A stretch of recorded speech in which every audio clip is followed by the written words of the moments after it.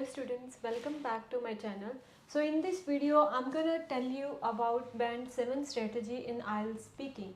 So this is very important if you are looking for good band scores in your IELTS exam. So stay tuned with me and watch this video till end so that you can able to get to know that how you can prepare, which things you have to avoid and what you have to do to get good band scores in your IELTS speaking. So first thing you can see over here is that I divided overall speaking in 4 different category. आप यहाँ पे देख सकते हो कि मैंने fluency and coherence, vocabulary, grammar and pronunciation इनके 4 different categories बनाए हैं. ये मैंने खुद से कैटेगराइजेशन नहीं की है, ये ऑलरेडी गिवन है and I already made a video on speaking official marking criteria. So मैंने 4 डिफरेंट मार्किंग क्राइटेरिया के अकॉर्डिंग चीज़ें डिवाइड कर ली हैं बिकॉज इट्स वेरी इंपॉर्टेंट. अगर आप चाहते हो कि आपके 7+ बैंड स्कोर्स आए इन स्पीकिंग और आपके जितने भी रिक्वायर्ड बैंड स्कोर्स हैं वो आए, तो उसके लिए आपको लॉजिकली चलना होगा. आपको पता होना चाहिए कि एग्जामिनर एक्चुअल में क्या देखता है. तो उसके लिए मैंने लॉजिकली एक प्रॉपर एक चार्ट बना दिया है कि आपको पता होगा कि फ्लुएंसी एंड कोहेरेंस सेक्शन में कितने % स्कोर होते हैं और वोकैबुलरी, ग्रामर एंड प्रोनाउंसिएशन के कितने कितने होते हैं. तो एक स्पीकिंग ऑफिशियल मार्किंग क्राइटेरिया के अकॉर्डिंग इन डिफरेंट कैटेगरीज को 25% ईच मिला है. अगर आप अपने स्पीकिंग एग्जाम देते हो तो एग्जामिनर इन सभी के बेसिस पे आपको क्या है स्कोर्स देगा. The first thing that you have to do in fluency and coherence section is to avoid lot of pauses and hesitation. बहुत सारे स्टूडेंट्स क्या है बहुत ज़्यादा पॉज लेते हैं, हेजिटेट करते हैं और बहुत ज़्यादा रेपिटेशन करते हैं. अगर आप ऐसा करोगे तो आपके जो डिज़ायर्ड बैंड स्कोर है वो नहीं आएंगे. इसीलिए मैंने उस बेसिस पे कैटेगराइज किया है कि आप अगर यही सब चीज़ें अवॉइड कर पाओगे तो आपके 7+ बैंड्स ईजिली आ जाएंगे स्पीकिंग में. So the first thing that you have to avoid is lots of pauses and hesitation. The second thing is undeveloped answers. बहुत सारे स्टूडेंट्स क्या करते हैं कि उनका आंसर बहुत ज़्यादा शॉर्ट होता है. लेट्स से अगर इन पार्ट 1 स्पीकिंग में आपको आपको टीचर ने पूछा है कि व्हाट्स योर फेवरेट कलर, तो उनका आंसर क्या होता है, red is my favourite colour. That's it. This is not a proper answer, it's undeveloped answer. आपको रीज़न के साथ बताना पड़ेगा कि why red is your favourite colour. आपको उन्हें एक्सप्लेन करना पड़ेगा ताकि उनको पता चले कि हाँ ये चीज़ आपकी फेवरेट है पर क्यों है वो भी पता होना चाहिए. तो उसके लिए क्या है कि आपको डेवलप्ड आंसर देने होंगे, आपको अनडेवलप्ड आंसर्स नहीं देने होंगे. अगर आपका आंसर बहुत ज़्यादा शॉर्ट है तो उसे हम अनडेवलप्ड आंसर कहते हैं. तो आपको ये चीज़ ध्यान में रखनी है कि आपका आंसर की लेंथ प्रॉपर होनी चाहिए. The next one is confusing answer. Now many students do a mistake that कि उन्हें बहुत ज़्यादा कन्फ्यूज़न होती है कि अगर आपको टीचर ने टॉपिक पूछा है वेदर के रिलेटेड तो वो क्या करते हैं कि पहले तो अपना फेवरेट वेदर कुछ और बता देते हैं और फिर ऐसा कोई कॉन्ट्राडिक्ट क्वेश्चन आता है कि उनकी खुद की स्टेटमेंट ही गलत हो जाती है.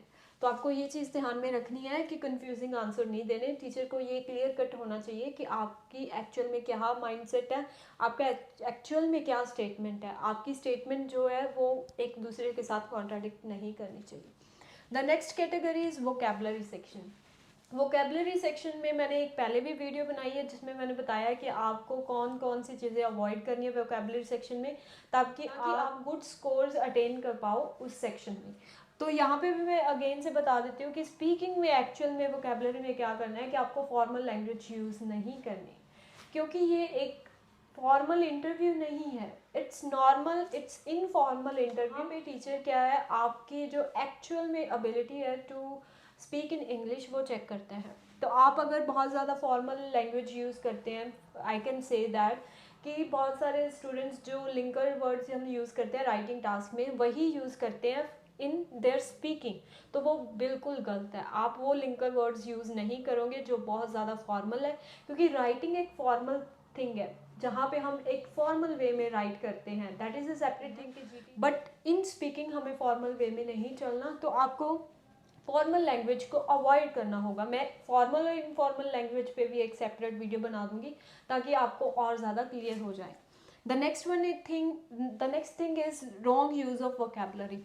अब रॉन्ग यूज़ ऑफ वोकैबुलरी का मतलब क्या है कि बहुत ज़्यादा टाइम, बहुत ज़्यादा बार ऐसा होता है कि जो स्टूडेंट्स हैं वो टॉपिक स्पेसिफिक वोकेबलरी यूज़ नहीं करते, वो जर्नल यूज़ करते हैं। अब टॉपिक स्पेसिफिक वोकेबलरी का क्या मतलब होता है? इसका मतलब ये है कि अगर आपको क्वेश्चन पूछा गया है एनवायरनमेंट के रिलेटेड, या और भी स्पोर्ट्स के रिलेटेड, या जिम के रिलेटेड, या रिसाइकलिंग के रिलेटेड, जो भी टाइप का क्वेश्चन पूछा गया, आपको टॉपिक स्पेसिफिक वोकेबलरी यूज़ करनी होगी। तो that is important thing. The third section is grammar. अब grammar is a very wide term. Grammar में बहुत ज़्यादा कुछ आ जाता है, tenses, articles, preposition, complex structures.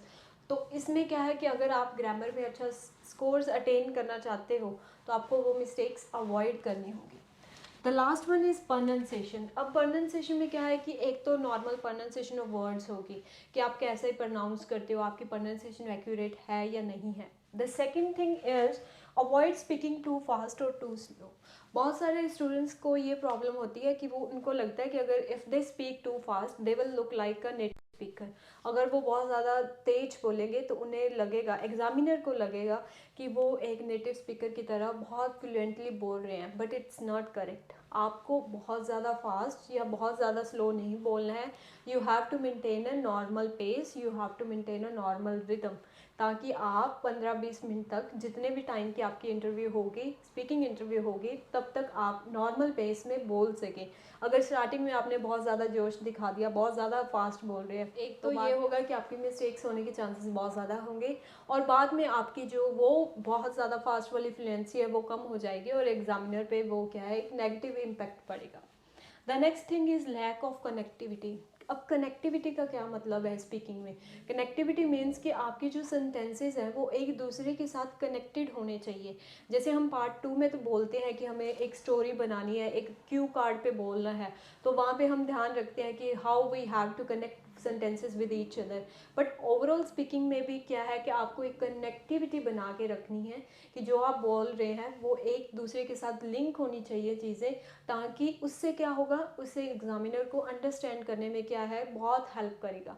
और अगर एग्जामिनर को चीज़ें क्लियर होगी, they will give you good band scores. So this was all about speaking band 7 strategy. अगर आप ये सारे लॉजिकली चलेंगे, आपको कोई टू फॉलो लॉजिक्स, आप जो लॉजिकली जो एक्चुअल में बैंड स्कोर्स मार्किंग क्राइटेरिया हैं, अगर आप उनके बिहाफ पे अपनी स्ट्रेटजीज डेवलप करेंगे, then it would be too easy for you to get good band scores and your desired band scores. So thanks for watching this video and stay tuned with me for more latest updates. Thanks a lot.